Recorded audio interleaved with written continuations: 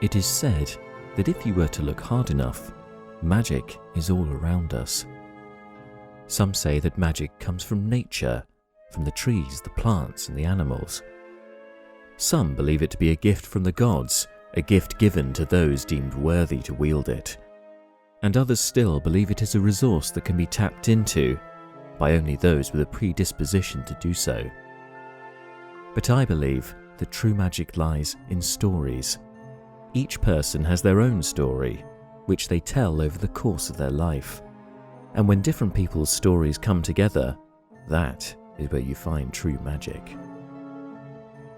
Our story takes place in the continent of Baudoa, a land of kingdoms and queendoms and of rival duchies.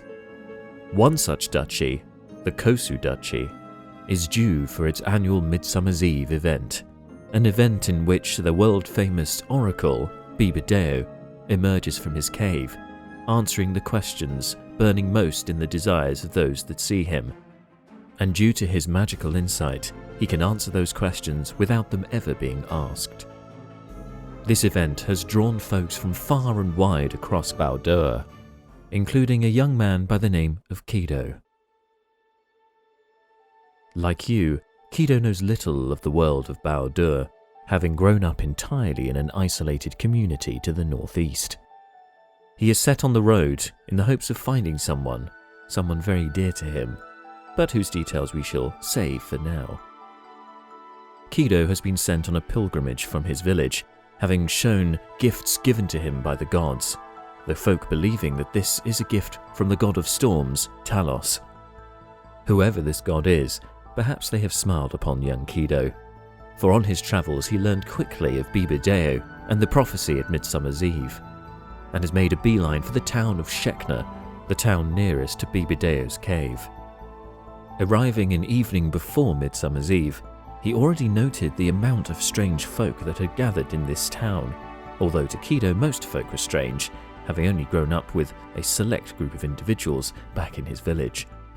Being a somewhat shy sort, Qi'do kept himself to himself and made sure to wear his chainmail armor when approaching the cave the next morning. When morning came, the town was almost completely deserted, with all those strange folks now gathering by the cave. Many were chatting excitedly, but all went quiet as Qi'do was spotted emerging from his cave. Decked out in fine robes and with many jewels, Qi'do gave all the grandeur that would be expected of a world-famous oracle. As he went to speak, however, a voice cried out from the crowd. "Danger! On the hillside!" Qi'do looked round and saw a red-haired woman pull out a longbow aiming at the hillside. Following her gaze, it took him many moments to spot the grey rocks moving across the incline. They were not rocks, however. They were dwarves. Grey dwarves. As the red-haired maiden loosed an arrow, panic began to set in the crowd. With grey dwarves surrounding the meeting, there was nowhere to run but towards the cave. Qi'do just had time to equip his shield as he ran to protect the oracle. As javelins began to rain down on the crowd, some showed less concern for the oracle and more for self-preservation. A sprightly nobleman in red and black pushed his way through the crowd, even if that meant pushing people into the oncoming javelins. He took some comfort when he heard a battle horn blare. Help would soon be at hand. But some would need help much more swiftly. The red-haired woman who warned of the ambush took 2 javelins to the shoulders as she tried to make it to the oracle, collapsing at his feet. The oracle went to tend to her wounds, but the grey dwarves would soon be upon them. But Qi'do arrived first, grabbing the red-haired woman and suggesting tentatively that the oracle should withdraw into the caves. The warning seemed to fall on deaf ears until a man in dark, strange robes approached and angrily commanded them to head into the cave before letting off some arcane energy from his fingertips, striking a nearby dwarf. Qi'do looked up as he dragged the unconscious maiden, surprised to find her wearing scale mail beneath her large travelling coat. But what he found more surprising still was seeing a half-elf in no armour at all going toe-to-toe with the grey dwarfs using just her sword, her fists and her feet. These were strange folk indeed. But Qi'do could not admire the view for long. Grey dwarves began to surround him, striking at him with their war picks. The first blow struck him, and to everyone's surprise, lightning erupted from the wound, shocking the assailant. But even this was not enough to deter the ambushers, and soon Qi'do fell. Unable to resist the onslaught, the oracle, the man in the strange robes, and the nobleman in red and black all fell to the barrage of javelins. With things looking bleak, the half-elf picked up the oracle and fled, just about making it to the cave entrance. When she turned to look back, she saw a relieving sight. Reinforcements, cavalry bearing the Duke's livery.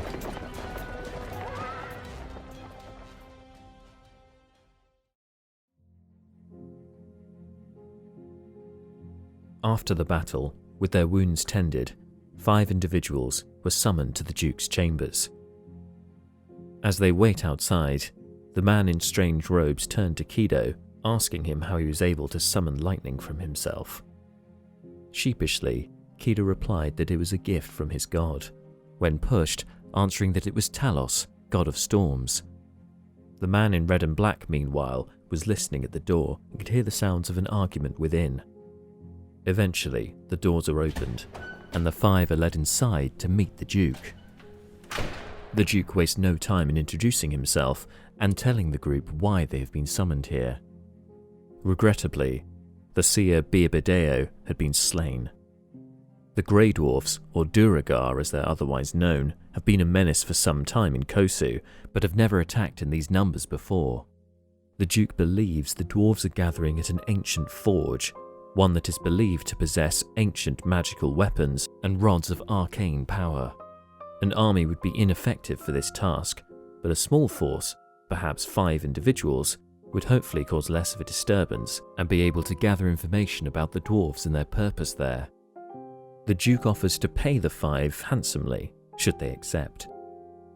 Though most agree to this offer, the man in the strange robes asks more about the ancient weapons and rods of power, appearing to take far more interest in those than any amount of gold. Hesitantly, the Duke allows the group to take any magical items they should come across at the forge. In order to write out the contract, the Duke gets his steward to take the group's names. The nobleman in red and black is named Sir Giles Malevera. The man in the strange robes is called Xankişi. The fist-fighting half-elf is named Myrthe. The red-haired woman is named Mara Supret, and young Qi'do makes 5. Each of the 5 are given the Duke's token, a coin with an 8-pointed star. They are told to meet the Duke's agent at a tavern called the Golden Bowl by asking for the Blue Special, a sort of code. They agree and are each given 20 gold pieces to be going on with. As the others file out, Sir Giles extravagantly and courteously bowing before the Duke, Qi'do stays behind, requesting a private audience. Nervously, Qi'do admits that he has no use for the gold, seeking only the answers the oracle would have given him.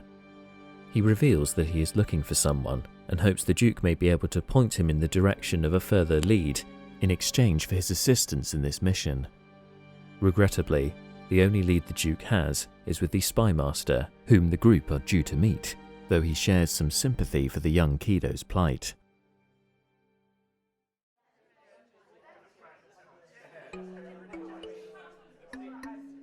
Arriving at the tavern, Sir Giles takes the lead, giving the code to the barmaid, and quickly the group are led upstairs to the meeting.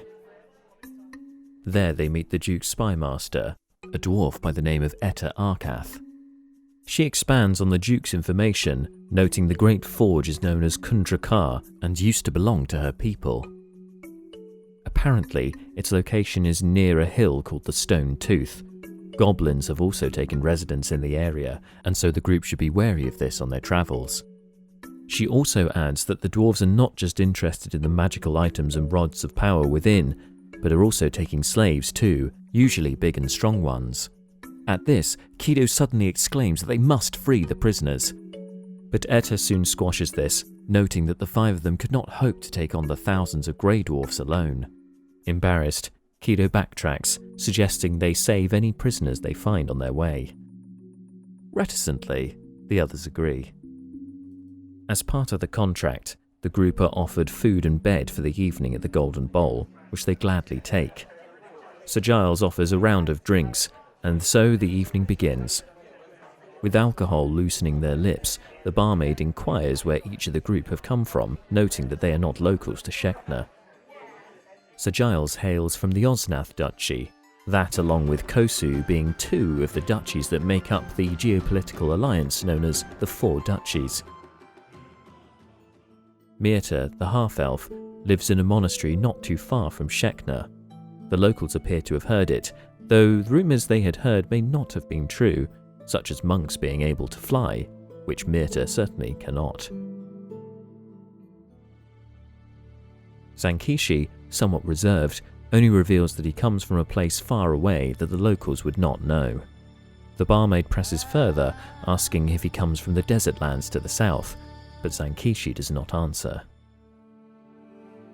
Mara claimed that she lived in the Cloud Peak Mountains, much to the astonishment of the barmaid, for it is a wilderness up there and very inhospitable.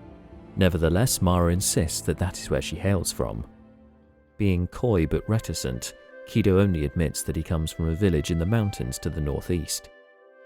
Satisfied with that information, the barmaid questions no further, leaving the group free to drink through the rest of the evening.